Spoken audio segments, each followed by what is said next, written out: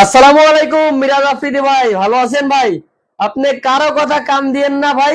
আপনি আপনার নিজ উদ্যোগে একদম ফেনী যান, কুমিল্লা যান, নোয়াখালী যান, যেখানে যান ওইখানে আপনি যাইতে পারেন। আপনারা কেউ বাধা দেবেন না। শুনেন ভাই, আপনি নৌকায় ঘুরে ঘুরে তখন মানুষের ত্রাণ দেবেন, বন্যার্থ মানুষের ত্রাণ দিবেন।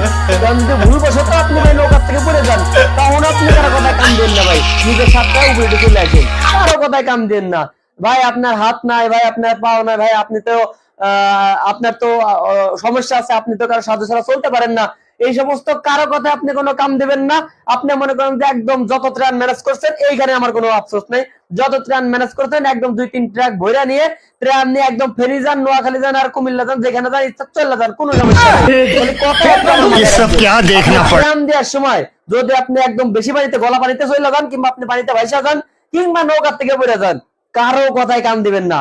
আপনি আপনার মতো করে সাতটা একদম উপরে চলে আসবেন, ঠিক আছে? উপরে উঠে চলে আসবেন, ঠিক আছে? আপনার কারো সাহায্যের প্রয়োজন নাই, ঠিক আছে?